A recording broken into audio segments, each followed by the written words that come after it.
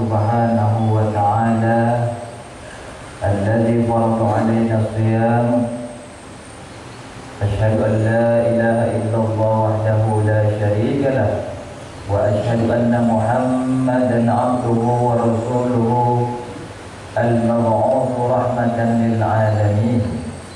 اللهم صل وسلم وبارك على سيدنا محمد وعلى آله وأصحابه أجمعين. أما بعد فيا عباد الله، أوصيكم ونفسي إياي بتقوى الله، فقد فاز المتقون. اتقوا الله حق تقاته ولا تموتن إلا وأنتم مسلمون. فقال الله تعالى في القرآن الكريم: أعوذ بالله من الشيطان الرجيم، اتل ما أوحي إليك من الكتاب وأقم الصلاة إن الصلاة تنهى عن الفحشاء والمنكر ولذكر الله أكبر والله يعلم ما تصنعون. Sadaqallahul azim.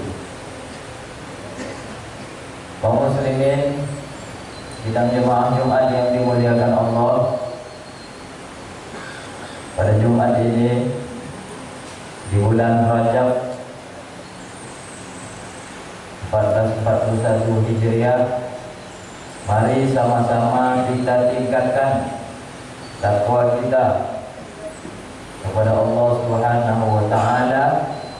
Kita kerjakan perintah Allah, kita tinggalkan sekuat tenaga larangan-larangan yang Allah larang itu. Bersyukur alhamdulillah rabbil alamin, sampai dini hari Allah masih beri nikmat, Allah kasih hujan masih, Allah bebaskan kita asap. Insya Allah bebaskan kita juga dari virus, penyakit-penyakit berbahaya. Allah bebaskan kita dari perang-perang. Allah langkahkan kaki kita, ayunkan tangan kita sampai ke masjid ini. Dan Allah masih memberi kita nikmat yang paling utama, itulah nikmat roh kita masing-masing. Kalau tidak ada roh di badan kita ini, jangankan kita manusia, makhluk Allah, tumbuhan, pohon, makhluk Allah, binatang, kalau tak ada roh, maka tidak ada fungsinya lagi di kehidupan dunia ini. Itulah nikmat yang paling utama, nikmat roh kita masing-masing. Salawat beriringkan salam, tak lupa kita hadiahkan kepada junjungan alam Nabi kita Nabi besar Muhammad sallallahu alaihi wasallam. Allahumma salli ala sayyidina Muhammad wa ala ali sayyidina Muhammad. Assalamu alayka ayuhan nabiyyu wa rahmatullahi wa barakatuh. Mudah-mudahan kita semua yang ada di masjid ini, juga termasuk keluarga kita, mendapatkan syafaat Rasulullah sallallahu alaihi wasallam, berguna baik di dunia maupun di akhirat. Amin amin ya rabbal alamin. Kaum muslimin, sidang jemaah Jumat yang dimuliakan Allah, bulan Rajab itu adalah bulan menanam. Bulan berikutnya adalah bulan Sya'ban, bulan ke-8 dari urutan tahun Hijriah atau tahun Islam. Itu adalah bulan menuai. Dan bulan Ramadan, bulan yang ke-9 atau kita sebut bulan puasa, itu adalah bulannya memanen. Dilipat gandakan seluruh kebaikan.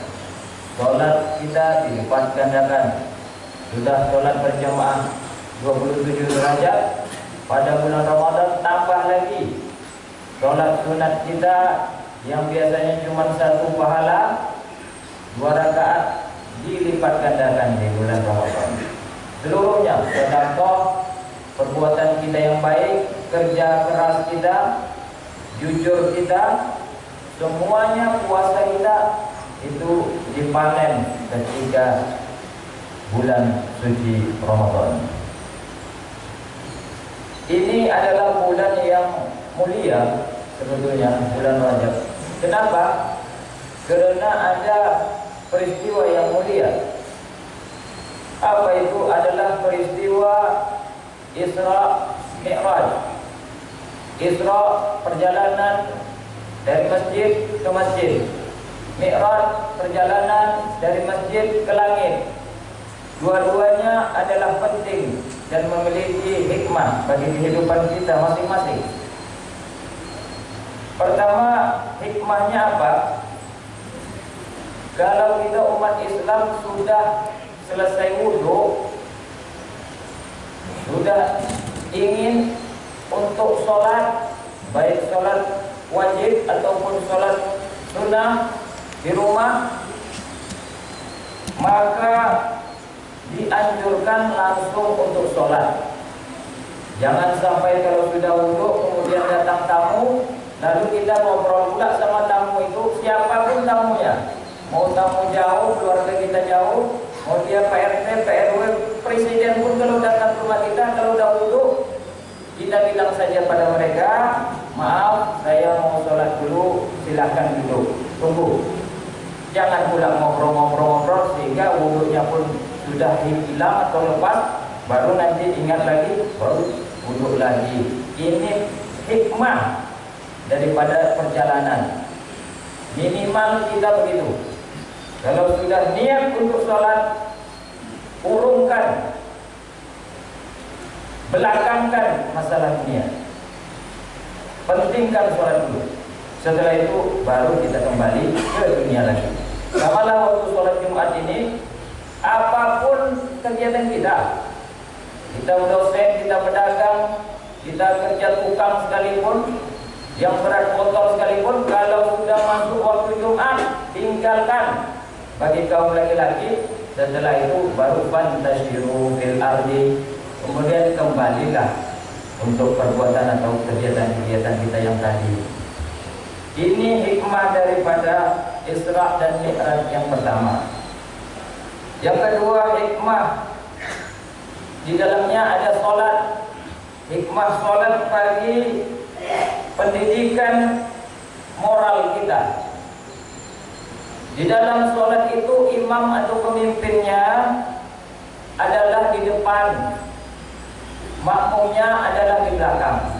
Tak boleh makmum malah jadi di depan atau imamnya malah jadi di belakang. Salah itu.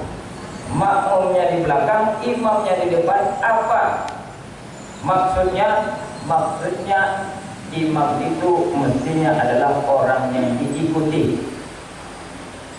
Dia takbir Allahu Akbar, makmum takbir Allahu Akbar.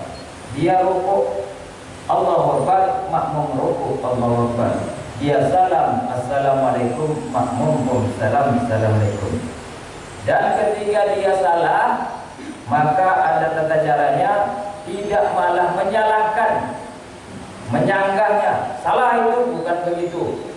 Walaupun ia yang orang tidak kita kenal ataupun orang mungkin ada masalah pribadi sama kita, ketika imam itu salah, maka cukup menegurnya dengan kalimat subhanallah. Satu kali. Kedua kali dia belum juga sadar, subhanallah. Dua kali. Ketiga kali belum sadar lagi, baru katakan kalimat yang baik, subhanallah, 3 kali. Kalau ini dibawa kepada kehidupan, damai dan rukunlah kehidupan. Ayah yang salah ditegur oleh istri atau ibu, subhanallah. Tidak ingat lagi, 2 kali subhanallah, 3 ingat lagi, 3 kali subhanallah. Baru mungkin dibicarakan kepada yang lain. Jangan ada masalah malah cepat dibicarakan yang lain, akhirnya terjadi perceraian di rumah tangga. Ini kebanyakan terjadinya perceraian, tidak pandai untuk menegur. Pakailah hikmah sholat ini, mudah-mudahan kita tetap rukun. Samalah semuanya dalam kehidupan. Ada camat, lurah, kalau kita tegur, cobalah kita SMS atau chatting atau WA, subhanallah, kalau dia udah betul-betul korupsi di daerah kita. Tidak juga lagi subhanallah 3 kali baru kita mungkin bicarakan dengan yang lain. Jangan langsung cepat emosi atau tersulut dengan provokasi-provokasi apapun. Dalam kesehatan, sholat juga memiliki banyak manfaat banyak. Apalagi sekarang ini memang zaman aja modern, tapi penyakit juga lebih banyak daripada orang dulu. Pertama, ketika kita takbiratul ihram, postur tubuh kita berdiri, mengangkat kedua tangan sejajar dengan telinga. Nah, jadi sebaiknya ketika sholat itu kedua tangan dan takbir itu sejajar, tangan kiri dan kanan dengan dua telinga, jangan lebih pendek, sebaiknya begitu. Melipatnya di depan perut atau dada, ini rupanya punya manfaat. Gerakan ini melancarkan aliran darah kita, getah bening dan kekuatan otot lengan. Posisi jantung di bawah otak memungkinkan darah mengalir lancar ke seluruh tubuh saat mengangkat kedua tangan. Otot bahu meregang sehingga aliran darah kaya dengan oksigen menjadi lancar. Kemudian kedua tangan didekapkan di depan perut atau dada bagian bawah. Ini menghindarkan dari berbagai gangguan persendian, khususnya pada tubuh bagian atas. Gangguan-gangguan sendi atau disebut juga rematik bagian atas, ketika kita mengangkat takbir yang baik kemudian meletakkan dia di dada atau perut, itu mudah-mudahan terhindar. Jadi tidak sembarangan Allah Subhanahu wa taala kemudian mensyariatnya kepada Nabi Muhammad, kemudian Nabi Muhammad mengajarkan kepada kita umat Islam sedunia ini, tidak hanya sekedar ini adalah akhirat saja, rupanya memiliki manfaat, baik manfaat kesehatan, tentu kita mau sehat dalam kehidupan ini. Yang berikutnya, meletakkan telapak tangan kanan di atas pergelangan tangan kiri. Jadi kanannya di atas, kiri di bawahnya, baru di depan dada atau perut. Merupakan istirahat sempurna bagi kedua tangan, sebab otot-otot kedua tangan berada dalam posisi istirahat penuh. Sikap ini akan memudahkan aliran darah mengalir kembali ke jantung, memproduksi getah bening, dan air jaringan dari kedua persendian tangan akan menjadi lebih baik, hingga gerakan dalam persendian akan menjadi lebih lancar. Ini menghindari timbulnya macam-macam penyakit persendian tadi, seperti rematik itu. Sebagai contohnya, orang yang mengalami patah tangan, kalau dia kecelakaan patah tangan, jatuh dari tangga patah tangan, terkilir, maka lengan atau tangan penderita tersebut oleh dokter akan dilipatkan di atas dada. Dilipatkan tangannya yang terkilir itu atau yang patah itu di atas dada atau perut dengan menggunakan nitela tali itu yang disangkutkan di leher. Ini dokter saja, kenapa nggak diikatkan ke pinggang kita atau ke belakang punggung kita, kenapa di atas dada atau perut kita? Rupanya sama fungsinya ketika kita sholat, meletakkan dua tangan di dada kita itu. Fungsi ruku, setelah kita berdiri kemudian meletakkan dua tangan di atas perut atau di depan dada, kemudian tentu kita ruku. Ruku membungkukkan badan, meletakkan telapak tangan di atas lutut. Sebaiknya begitu. Kedua tangan kita di atas lutut, jangan di bawah lutut ataupun di paha kita. Di lutut dua tangan itu, hingga punggung sejajar, membentuk seperti kursi yang terbalik kalau bisa. Jadi punggung itu jangan sampai menggembung atau kayak gunung kalau bisa. Sikap itu mencegah timbul penyakit yang berhubungan dengan ruas tulang belakang, ruas tulang punggung, ruas tulang leher, ruas tulang pinggang. Banyak ruas tulang-tulang yang menjadi sehat atas seperti terapi jadinya. Ketika kita ruku membaca Subhana Rabbil Azim dengan tumanina, ruas tulang punggung, ruas tulang belakang, ruas tulang leher, dan tulang pinggang kita menjadi baik. Sujud, gerakan kita yang biasanya ini paling hebat. Pertama, kalau sujud itu semua otot-otot bagian atas atau bagian kepala akan bergerak, karena kepala di bawah sejajar dengan kaki di sejadah. Bukan menyebabkan otot-otot saja menjadi kuat atau bergerak, tapi malah menjadi bisa besar. Peredaran urat-urat darah, pembuluh nadi, pembuluh darah, limpa menjadi lancar di tubuh kita. Dengan sikap sujud ini, maka dinding dari urat-urat nadi yang berada di otak dilatih dengan membiasakan menerima aliran darah yang lebih banyak dari biasanya, karena otak kepala kita pada waktu itu terletak di bawah. Jadi waktu kita sujud tentu otak di bawah, jantung di atas. Posisi itu akan melancarkan darah ke otak kita, karena peredaran darah itu dari seluruh tubuh, baik dari kaki, kemudian dia diopor ke jantung, jantung diopor ke otak, otak opor lagi seluruh tubuh. Begitu aja setiap hari. Ketika kita sujud, itu akan cepat melancar, mengalir darahnya, karena posisi di otak kita di bawah. Dengan begitu, insya Allah orang yang rajin sujud, dengan catatan sujudnya tumaknina, baca subhana rabbiyal a'la wa bihamdi 3 kali, tidak cepat-cepat, walaupun dia sholat sendiri, mudah-mudahan darah di otaknya itu tidak tersumbat.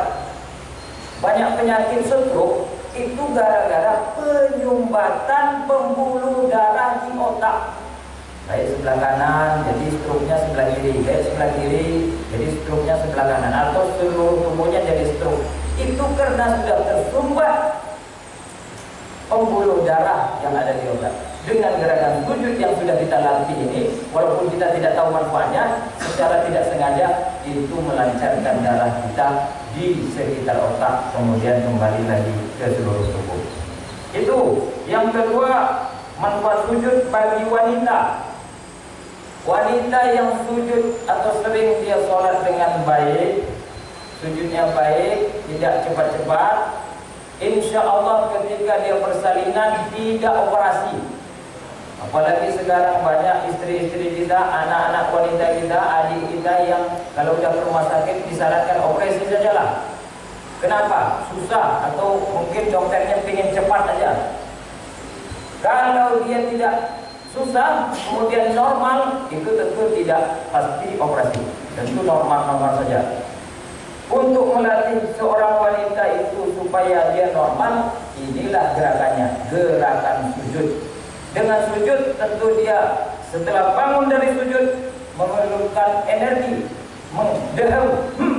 Tentu ketika mau lahiran anaknya tentu tidaklah susah untuk keluar anak itu dari rahimnya tadi. Insya Allah terhindarlah wanita itu daripada operasi. Ini maksudnya Allah Subhanahu wa Ta'ala menunjukkan kebaikan-kebaikan untuk kita. Tapi kadang kita mungkin belum mengetahui maknanya. Lalu duduk tawarruk atau duduk tahiyat akhir, menghindarkan dari penyakit wasir atau penyakit wasir ambeien. Kemudian duduk ini juga mempermudah kita untuk bisa buang air kecil. Ada di antara kita mungkin susah kali buang air kecil, padahal sudah banyak minum, dan juga kencing-kencing. Cobalah dengan cara duduk tawarruk atau duduk tahiyat. Kalau kita yang sudah biasa, insya Allah malah lebih lancar untuk buang airnya. Yang terakhir adalah salam. Assalamualaikum warahmatullahi wabarakatuh. Assalamualaikum warahmatullahi wabarakatuh. Kanan ke kiri. Yang terakhir ini menoleh ke kanan ke kiri, sangat berguna memperkuat otot leher dan otot punduk kita rupanya. Otot leher dan punduk kita kuat jadinya. Selain itu menghindarkan kita penyakit kepala ataupun penyakit punduk kaku. Kadang-kadang punduk kita ini kaku karena banyak kali kerja, Itulah gunanya salam, refleksinya ke kanan, refleksinya ke kiri. Dengan tidak sadar, leher dan kulit kita tidak jadi kaku. Rupanya banyak hikmah-hikmah yang itu semua untuk diri pribadi kita. Jadi sholat itu bukan orang yang rajin ke masjid atau dia tamat pesantren, tapi semua manusia mementingkan sholat itu untuk kesehatan dia sendiri. Fa'tabiru ya ulil absar la'allakum tuflihun.